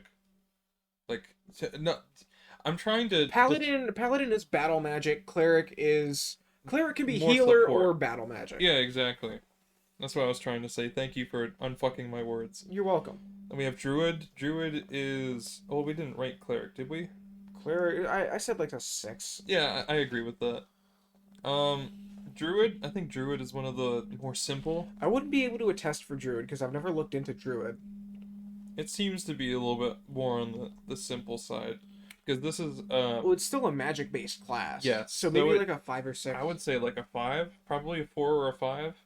Because it's complicated because it has magic, but it's not too complicated because a lot of it is focused on like healing and stuff like that. Yeah. Basic stuff. Fighter is like 2. One or or two. two. Absolutely. Fighter is a very, very good starting class. Entry level, and it's so diverse. All you you can- really have to so like fighter, unless you take certain classes, you don't have to worry about magical infusions or spell slots or anything like that. It's just you're really good with weapons. Fighters, you can play. I have played fighters that are nimble, sort of swashbuckling adventurers. I've played fighters that are heavy two-handed guys. The fighter is, I would say, the most diverse class in So D&D. who did we hear this from? Ethan, that a fighter can be a better ranger than a ranger. And it's true. Arcane Archer. It really Arcane is. Archer is fucking bananas. Ranger is good, but they're okay in combat, but they're more so utility based. I cannot speak for Ranger. I've never played one. Actually, I played I've looked I at played some a homebrew class for Ranger. I've looked at some ranger classes. Like the framework for a ranger is very utility based. Like a lot of the skills are for navigation, having advantage in whatever territory you choose, like forests and shit like that. Mm. And then Monk. 2 or 3. Another really good Yes. starting class. Monk is simple, but not as simple as Fighter. Fighter is the best entry class. The most complicated thing about a monk, depending on your class, again, is the key points. But even then, it's like, oh, well, it consumes one key point or it consumes two key points. Most of them just add damage or do special conditions, but it's a very easy class. All right, Paladin. Paladin, I think, is going back up into a little bit more complex. 6. Yeah, because you are a big burly melee fighter, but you also have to balance magic stuff. Yes. You could realistically play Paladin without the magic, but you are also missing a bunch of stuff then. Yeah. Paladin, you can get by without using your magic, but that's kind of Kind of it's just kind should of play a also fighter then, yeah, if you're gonna play a paladin without magic, just play fighter, because really. fighters by default have proficiency with all weapons and all armor. Yeah. So you can literally, if you just want to, because this is a discrepancy I had whenever I first started playing. I thought in order to be a strong big boy, you had to be a paladin. That's not true at all. You could be a fighter. Mm-hmm. Yeah, just Fighter, because whenever you pick like a Goliath and specialize in two-handed weapons. exactly there you go. That's all you need. Ranger. I don't care about Ranger. We're gonna Fuck 'em. skip that one. Rangers 5. are dumb. Rogue, also very easy. I would say Rogue is 4 just because understanding stealth attacks. Yes, the stealth attacks, the sneak attacks. That is the only real hitch So I with think rogues. somebody correct me if I'm wrong, but I think the criteria for hitting a sneak attack is just having advantage. Is it? I think so. Okay. Like I said, I could be We're wrong. gonna let you buy on that one, and people in the comments section punch Gavin in the proverbial nuts if Yeah, he is wrong. Uh, or we can fix it in post. Whatever. I don't care. Punch me in my proverbial nuts. Sorcerer. Call me a really mean name. So of the magic classes, I would say that sorcerer is a step above wizard in terms of complexity. Yeah. Just because you have like sorcerer points, Yes. which I don't know would exactly say what those are sorcerer is about. like a 9 or a 10. Yeah, It sorcerer might be the is, most complex. it's so weird. Um, you have sorcerers still have access to like weapons and stuff, right? But obviously they are more magic focused. I think it's only simple weapons, Yeah. like daggers and small clubs. Yep. So those ones are a bit of a doozy. Warlock, Warlock. I would say Warlock is only like a 7, maybe an 8, I think, yeah, because there's a lot of spells that you have to do, but also Warlock is the most customizable class in the game. I would say that they are on par with, if not slightly lower in difficulty in terms, like compared to Wizard. No, warlocks are the most customizable in the game because they don't really have class features. There are eldritch invocations that you can take. Just there's like level criteria, maybe there are stat criteria, maybe you have to take a certain pact, but it's if once you've really learned the rules of the game, absolutely try out warlock because you can build a lot of crazy shit. It's like the fighter of magic classes essentially. Yeah, there's you do a lot of weapon stuff, but at the same time you still have access to magic stuff. It's pretty cool. Exactly. Wizard is your basic I would, magic class. I would say 8 just because there's so many different wizards. Yeah, there's so 'Cause- many different schools of magic. There are, let me a second. It looks like 13 So different subclasses. so wizards are weird. Um so like let's say I'm a necromancer wizard. Yeah. You are proficient with necromancer spells in the sense that maybe you can cast one as a bonus action, maybe they're twice as effective. But you still have access to the rest of them, right? Yes. So you would you can either take notes or like you would have to keep it in your mind that these spells are more effective than others. I would say if you have a character, if you're making a character sheet, it is very helpful to make a, if you don't have a spell sheet, like a D&D spell sheet, I would say it would be helpful to have just like a piece of paper on the side where you write down the spells that you have and what they do, Yeah, because it's a really easy thing to lose track of. absolutely. Especially like warlocks too, because warlocks are weird in that they have access to spells that are all of the same level. So yeah, warlocks don't have nearly as many spells that they can prepare. They don't have near. I think like a max level warlock has only 5 or 6 spell slots. But they can cast them at level 9. They can cast certain spell. So the highest level is fifth. I do know that they can pick certain spells to cast at really high levels. Mm. They can only do it like once per rest or something like that. But they make up for only having a few slots by being able to regenerate slots, more slots than other magic classes. Yeah, they can do it on the fly, right? It's either on the fly or after a short rest, or it might be something like monk, where in higher levels you just get one spell slot back or something, Mm. like at the beginning of combat. Oh yeah, that's right. So those are the D&D classes. Well, since we're done with that phase of that branch of discussion, I think that it'll be fun to uh do a little bit of celebrity rumors. Celebrity rumors. What have you been hearing, Rusty? What have I been hearing? What kind of gossip have you been getting your nose into? Um, so just give me a second. I gotta open my news feed and make sure nothing new's come up For sure, for sure. since. Um, Hideo Kojima. So I guess um, people have been reportedly seeing him in a bunch of catgirl cafes as of late. No, that sounds like a Kojima thing. I That's can see that happening. Genius Kojumbo. I Genius Kojumbo. I definitely as an avid catgirl enjoyer, I can attest. As a Kojima fan, I don't blame him. I can attest. Only the biggest brain men do the catgirl cafe. All right. You'd have to imagine like over in Japan they have a lot too, right? Yeah. So how about you? You hearing anything funky? You know what? Well, while you're going through your news feed, I also should have been doing the same.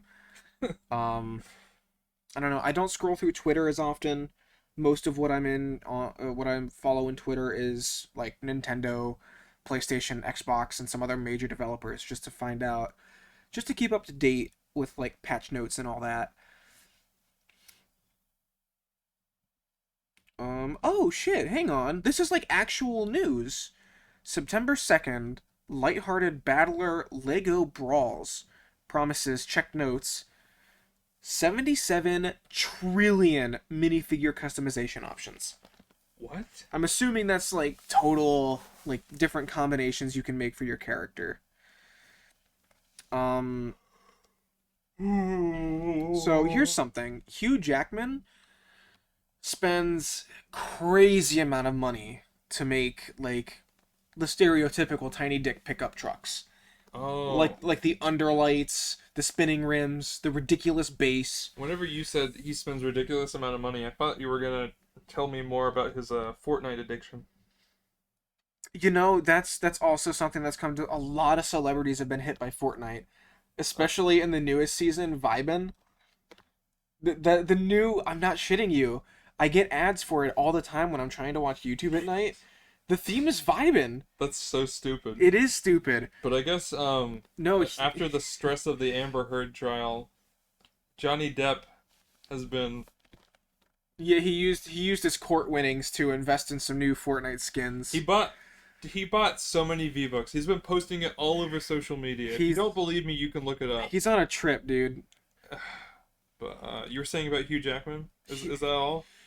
He's spending way too much money on truck modifications. Just tiny dick, I guess. I wouldn't know. I'm not a big Hugh Ryan Jackman Reynolds fan. has been saying this for years. I should have listened. You should always trust Ryan. He's a good guy, good at heart, golden heart, heart of gold. That's what they say. Brave heart. Heart of brave. Yeah, I bet you Ryan Reynolds could beat the shit out of Mel Gibson. Hey Rusty, did you like this one? What's No, no, this is a popular image. Um, it's like measurements for. I don't know if I should. Oh yeah, don't worry about it. Yeah, I'm not gonna worry about it. Anyway, Take it easy. um, it was revealed that previously we had disclosed that Eminem played Pokemon when it was first coming out. Like he kind of created the first meta alongside other celebrities at the time. It was recently revealed that he's getting back into it. Really? I want to see how he compares to 50 Cent, because I know that he's also been hard at work 50 in Cent's the been Pokemon. in. He's been in the lab. They've both been theory building a lot of decks. Of course they're celebrities, so they can they can afford like the full rainbow arts of all their cards. I guess Snoop Dogg's really into Yu-Gi-Oh though. I don't know what that's about. Yu-Gi-Oh's whack as hell. I think he's probably. I think he thinks he's ahead of the curve, but I think I don't Yu-Gi-Oh's. know. I've never been into Yu-Gi-Oh, but I think it's kind of been on a downtrend ever since. Ever since Pokemon really picked up steam. I think that Yu-Gi-Oh has been on the downward spiral ever since the Ghost of Eazy-E started playing it. Which I think is a very controversial move. It's strange. You would 'Cause think they started making ads. you would think with a him. ghost would play magic, right? I mean that makes more sense to me. I feel like a ghost would play like a dark type magic deck. Well, I mean, I don't know.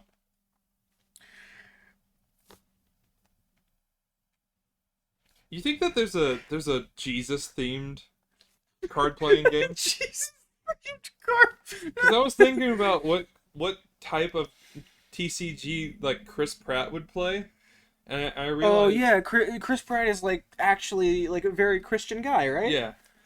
Do you think Chris Pratt believes the early 2000 rumors of Pokemon endorsing Satanism? You know, I really hope so. I think that Part would of be me- really funny. Okay, so I looked it up. There's one called Christian Culture, the game of Christian conversations. No way. Let me pull this up on Amazon. A game of Christian conversations? What does that mean? The game of Christian conversations. Is there a Jewish trading card game? I got No. the menorah. So this looks like it might be like a therapy or like a counselor kind of game. What? Vote on the best answer. Which Bible character would be you can't make this shit up. Which Bible character would be the best at Twitter? At Twitter? Is the best at Twitter? Like it's a game? And what would their pinned tweet be? Jesus would be the best at Twitter. What does Christianity mean to you? He had such a good way of riling people up. I think that, no shit, I think Jesus would make it big on Twitter. Jesus would be just the type of dude where he would have as many people for him as against him, and that's a really good place to be in terms of popularity. I feel like if Jesus were to come back and he posted on Twitter like I'm verified, like real ass Jesus, I feel like I really like the idea that that's how this is the platform that he launches his second coming on. like he doesn't Like, show his face. A verified on Twitter, a verified account known as Jesus H Christ shows up. He just posts a date in the future, and that's it. That's the only post. And then everyone's like, "What does this mean?" There's holy premium playing cards, which are just playing cards with Bible figures in places of. To be clear, we are not making fun of the We're- religion. we're We not- are making fun of how silly. We're making fun of the merchandise. How silly the idea of these figures being in a modern context is. So you think you know the Bible? This looks like they really got you, huh? This one is a trivia game. There's easy and hard questions. I'm gonna lose. Do you want an easy or a hard question? Can you give me a hard question? According to the Book of Revelation, how many pearly gates are there? Oh, Jesus. Fuck. I have the answer here too. Can you give me a hint? No. It's a single fucking number. A single number? Yeah, but is it okay? Is it less than 10? No. We'll play hot and cold. Uh, you're pretty warm. 12. Yes. What? Yeah, the answer is I 12 love the arbitrary numbers. from Revelation 21:21. It's like 7 circles of hell or 9 circles of hell, whatever the fuck the number is. Name in 10 seconds. Oh, hang on. This is the same question. So easy is in 10 seconds, name 3 biblical figures with names that begin with the letter M. And in 10 seconds, name 5 biblical figures that start with M. Moses, Methuselah, and Michael. Hey, that's my name. You are one step closer to doxing yourself. No, I've revealed several times that my middle 'cause name is you're- Michael. And I think it shows your full name whenever we play Overwatch. Does First and it? last. Does it? I think so. For me, it just shows Latin Gamer. Well, whenever I play, it does. I don't care. It says Latin Gamer in parentheses your real name. I don't care. Dox me. I've googled my full name before, and it comes up with some fucking schlubs I've never known. It comes up with your dad. Well, my dad's name is not Gavin Michael. I know. My granddad's name was Michael. Well, there you go. Okay, so this is from the same So You Think You Know the Bible game. That's such a strange name to me. Action. Your team gets to keep this card. Draw again to continue the turn. Use this card after your question is read to get How do we get to talking about... 1 minute use of the Bible. Oh, You get you get to use the source book. You get to fucking take a timeout and read a verse Hey, or hold two. on. Hey, hold on. Let me see. All right, I know the answer to the next few questions. That's 300. That's really silly to me. There are 300 cards in here. Play again and again. Oh, do you have any idea how much content the Bible has? A lot of content. The New Testament, the Old Testament, Rusty, whatever fucking other books there are. Rusty, do you remember when you said you want a Jewish card game? Is there one? There is one. No way. It's called The Chosen One. What? It's called The Chosen One. That's ridiculous. Apologies if I'm pronouncing this wrong, but it is a chutzpah-filled party game. Chutzpah. Question card. Motherfucker, this is Cards Against Humanity. What? This is Jewish Cards Against Humanity. That sounds really funny, actually. I'm not making this sounds, shit up. That sounds fun. I married for love and blank. The open bar at mitzvahs. The open bar at bar mitzvahs. You can't unsee unevenly cut bagels. Jews clues. This sounds mildly offensive. Jews clues. Does this say it was made by Jewish people? What Madoff and Weinstein have in common? The family accountant. Oh my god. Let me look into some of the details here. If this isn't made by like Jewish people, this sounds very insensitive. Written by a team of Jewish writers and comedians. Okay. All So right. It's funny. It's okay that we laugh at this. The Action Bible Guess It game. The Life of Christ.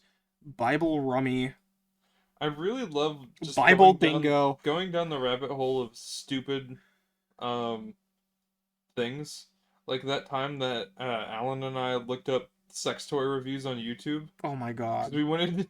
So every once in a while, Alan and I will get really curious, and we'll try to find stupid nudity that gets past YouTube's dumbass censors.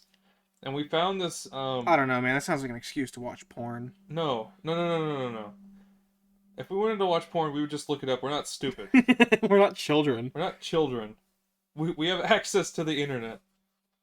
But anyways, we found this weird ass channel. It's not up anymore. If you look it up, the channel has since been deleted, unfortunately. But it was called. I've told Gavin about this multiple times. The channel was called Zastavan. Like I said, it's deleted now. So even if you wanted to, all the videos are down. So you can't even comment anything against this guy. But we found him. He was reviewing a Bad Dragon toy. If you don't know what Bad Dragon is, that website is so very active. Go check it out. It's pretty cool. Uh, Don't invite your parents though. no, please don't check out this website if you're under 18 years of age. But he was checking out a quote unquote penetratable toy called the Duke Butt. And I guess at some point the toy had sustained damage, and so he used an adhesive to fix it up, and it looked as if he had there was some goo leaking out. But this man, he had a whole fucking like years worth of posting these sex toy reviews, and it wasn't just the ones that you put your dick in, it was the ones that you put up your butt too. And not only did this man insist that he was not gay, but he also said he wasn't a furry. So to clarify, there's nothing wrong with being gay, There's nothing wrong with being a furry as well. but when you're putting things, It's being in denial of it. being in 'Cause denial of he it, would talk about Being- putting 12-inch horse cock with cum tube. being a man, if that's what he identified as, and putting things up his butt, it sounds kind of gay to me. We're not making fun of this. We're just saying, like, this guy was a little sus. So while you were talking about that, Rusty, talking about a man putting things in his butt on YouTube, I found... To be clear, he didn't have any videos demonstrating. He would just talk about putting He them would in his just butt. talk about it. He would talk about his experience with the toys. So while you were talking about that, I found something absolutely phenomenal. What's that? It's on eBay for $7. 100% positive feedback. It is Santa versus Jesus, the epic party game. The epic party game, huh? Epic? There's not enough pictures for me to really explore what this is. Let me see the full description. Oh, the full description is just the title of the fucking product. Thanks. Oh my god. But That's nightmarish. that's something to look into eventually. Oh, let's find one more good religion game. We're gonna send it off with that. We don't have to. We've been on for a while. But I can keep going. An hour 42. Jeez. Alright. Feast Day. What? Feast Day, the liturgical year board game. What?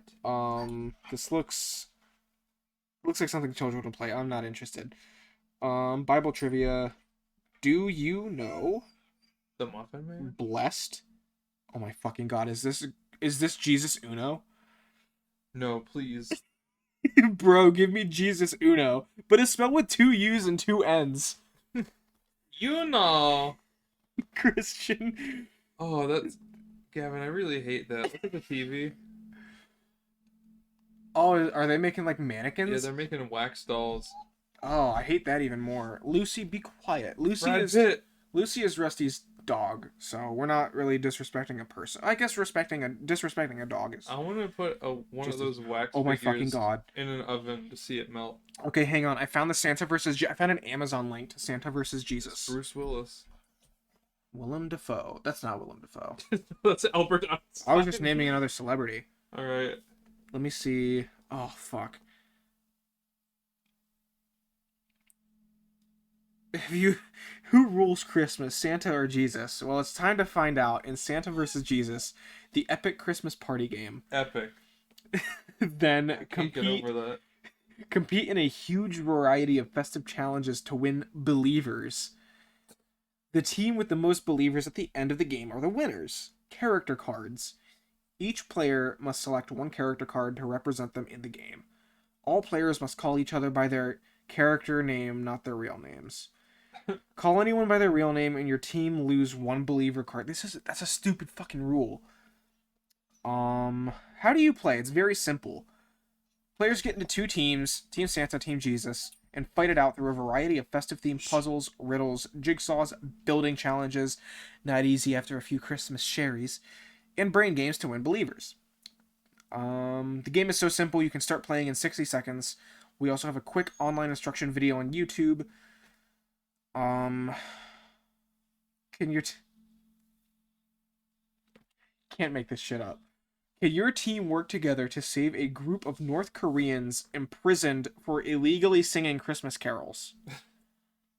Um, Also, North Koreans is possessive, like Korean apostrophe S, imprisoned.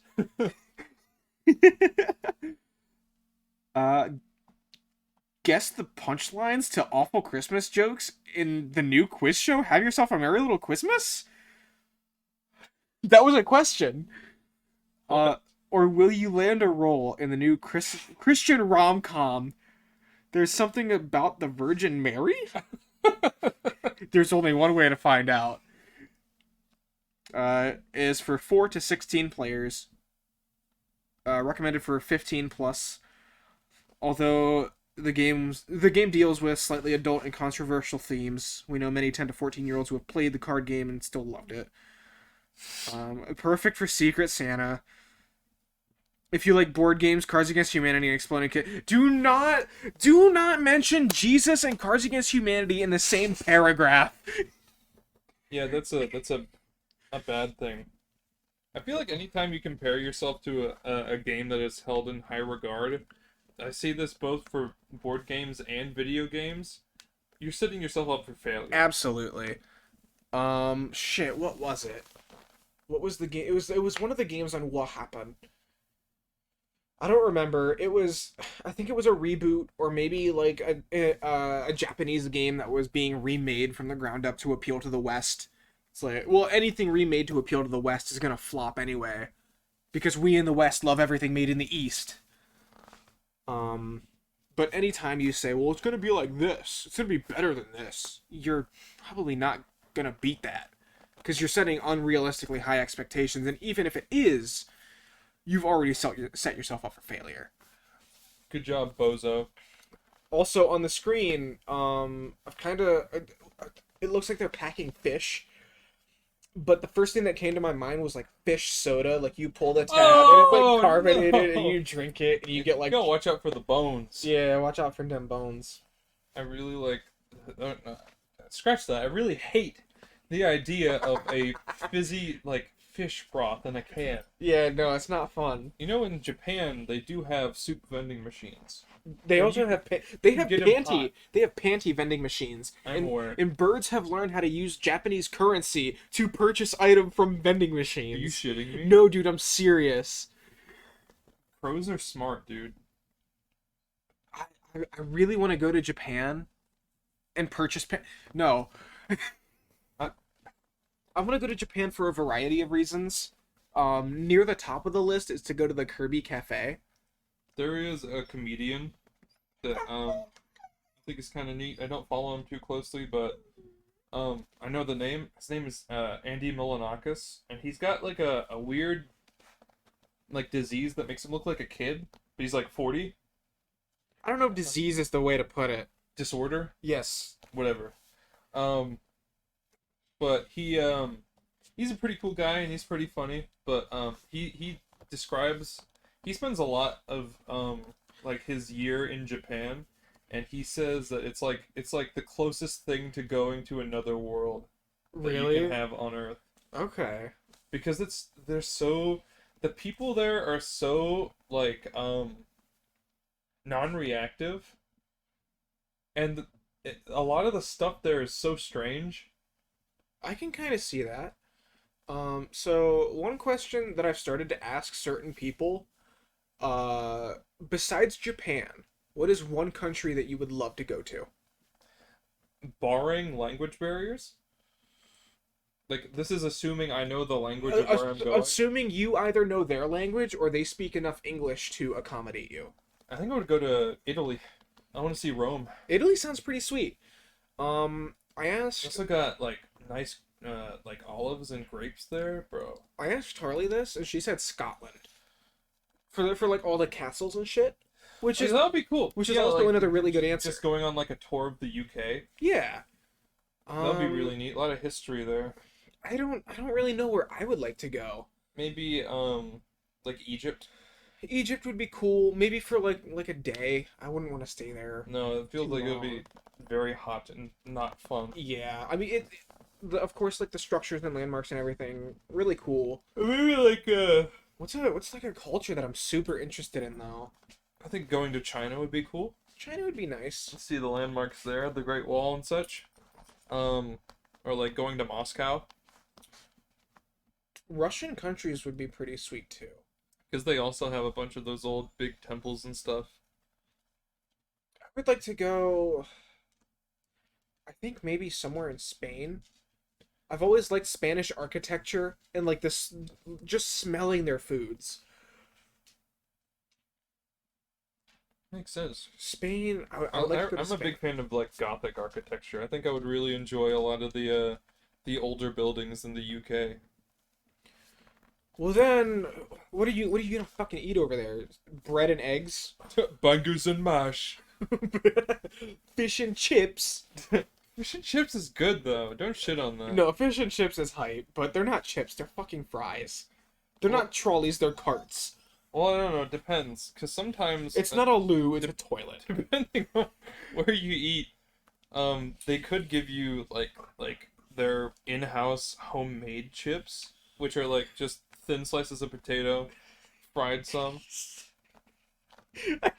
I don't remember if this was spawned from like another internet celebrity, if I'm stealing this from anybody or what, but there there was a point where I kind of made this little character. He's like, "Why do the British gotta ruin everything? Why do they put their beans on toast?" Because beans and toast is like the most atrocious dish ever, except for maybe like fish carcass. Fish carcass. Come get your fish carcass here. It's like handing it out like newspaper, or it's like a hot dog stand. there is a I can't remember what it's called, but it's like this Norwegian dish, and it's called surströmming. I think it's Swedish, but Shut up, Lucy. it's fermented fish in a can. It's supposedly the stinkiest food you can have. That sounds horrible. I'll show you a video of it later. I would rather you didn't. No, it's gonna be cool. I think I would also like to go. Well, I don't know. I was gonna say I would like to go to Spain or Italy or some other region like that. Maybe Greece. Yeah, Greece would be really cool. I was gonna say try their wine, but I don't know how much I like wine. I've never tried wine. Wine's fine. For me, it depends on the kind, but most of the time I'm pretty like Cause I, either indifferent or dislike it. dude, I crush grape juice. So if wine is like grape juice, but like It's- with a it's little bit really of not. sanitizer taste. It's not. That's not it at all. Wine is really gross. Well, okay, I will reserve. Depending on the type. Yeah, You're gonna have to try it. You're gonna have to. Once Your mileage I'm, may vary. yeah, once I'm able to, I'll try it. But I like Merlot, which is like semi-sweet and it's kind of got a fizz to it. dude, what the fuck is wrong with you?